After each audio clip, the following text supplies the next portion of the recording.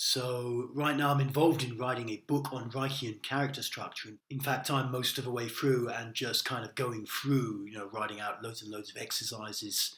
And I wanted to write this book, what motivated me was this sense that character structure hasn't really been adequately explored.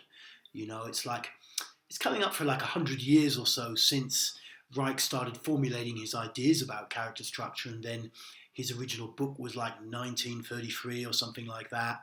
And it caught on to a degree, but like it's fair to say not that much. And probably the main, source of resistance finally was the fact that most people who were like in, the emergent kind of psychotherapy field at the time, followers of Freud and various offshoots, were all quite mindy people. They were from like, the middle classes of Northern Europe and North America, and they were very mind-based. They were kind of interested in talking about feelings, but possibly not going right into the kind of depth of repressed emotionality that existed inside the average human being and average intellectual at that time. Because, there is a tendency for, intellectual mind states to act almost autonomously and just, even if they're kind of predicated or based upon a lot of repressed emotionality, it's rather as though they've got their own identity within us and they just want to continue.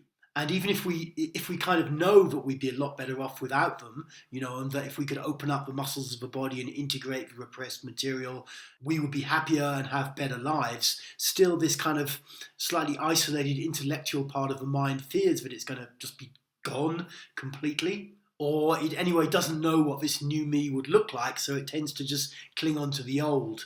And so that's a way of understanding why character structure never really became part of the psychological mainstream, and that bodywork and vegetotherapy, which was the name that Wright gave to his whole school of physical therapeutic approach, never really caught on. And so it is the case that nearly 100 years later, whilst therapy has most definitely moved on and all sorts of new and exciting things have happened, the body has never really been integrated into the mainstream of psychology, which is a little bit crazy, but that's how it is.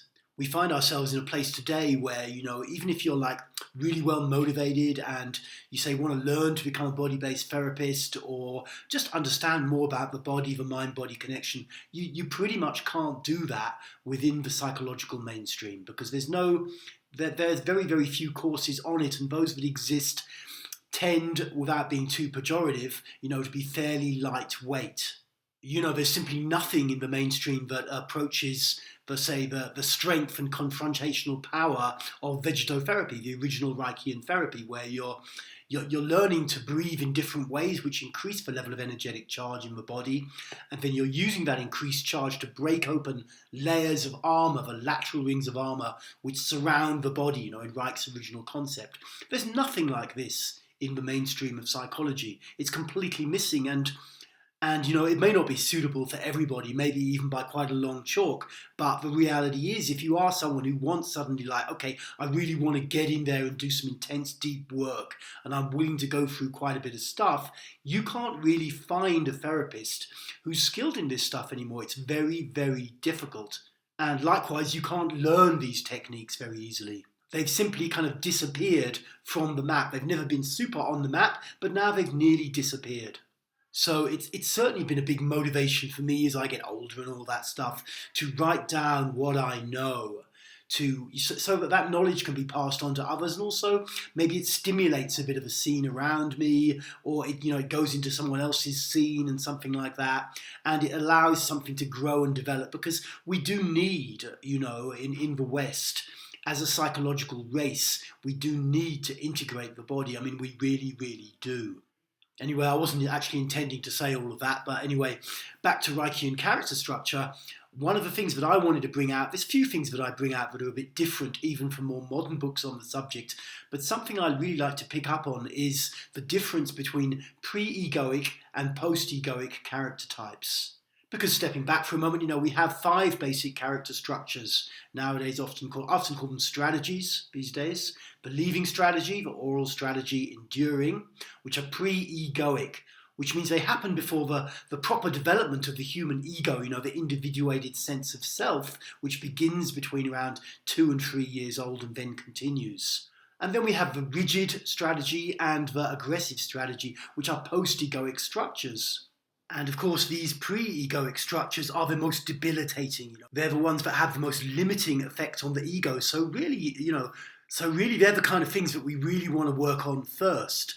But it is a kind of, curious inverse in the world at the moment, in the 2020s, that it's almost kind of socially rewarded to be in one of the first patterns, and then you're considered as quite kind of negative and bad and needing to change your ways if you're in one of the egoic patterns, which I don't think is some kind of massive conspiracy, but it's just a little bit the way the society is right now.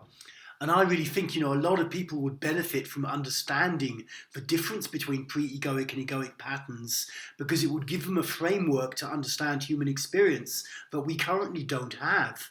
For example, if we look at the first pattern, so-called leaving strategy, it's basically, it's this tendency to escape from the sensation and the human emotions in the body and to come up into a purely thinking world.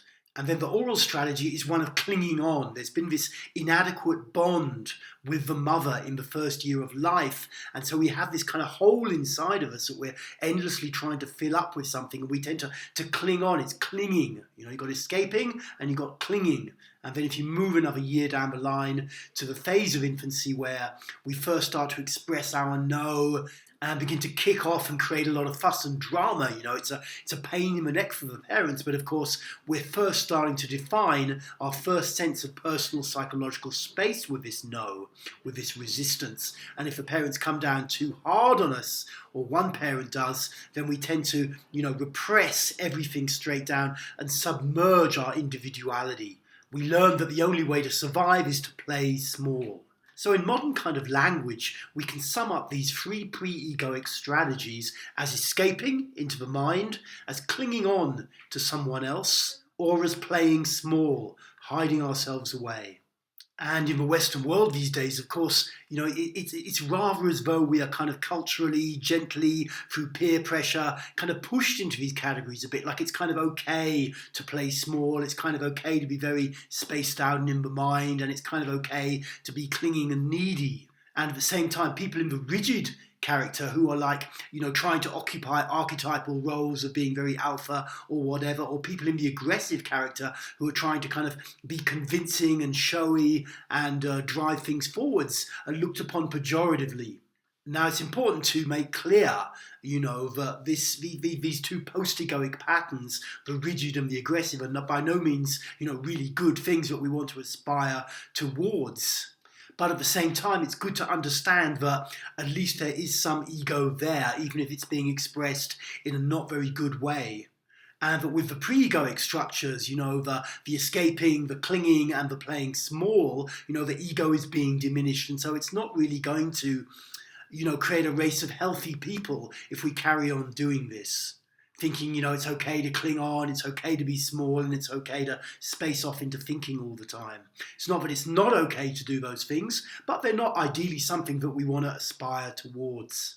So hopefully this video has given you a bit more kind of practical information about Reichian character structure and how we can understand it in today's language. And, maybe you've been trying to understand it yourself or trying to explain it to someone else. But, what a lot of it comes down to is that we want to develop a healthy ego. And that involves, clearing up some of the stuff from the past and stepping forward into being like a dynamic, loving person that we feel good about. Okay, cool. Thanks for watching this video. My book on Reichian character structure, I'm hoping to get it out, like the last 2 came out in June, so I'm hoping to get it out in June this year, and stay tuned for further announcements. Thank you very much for tuning in.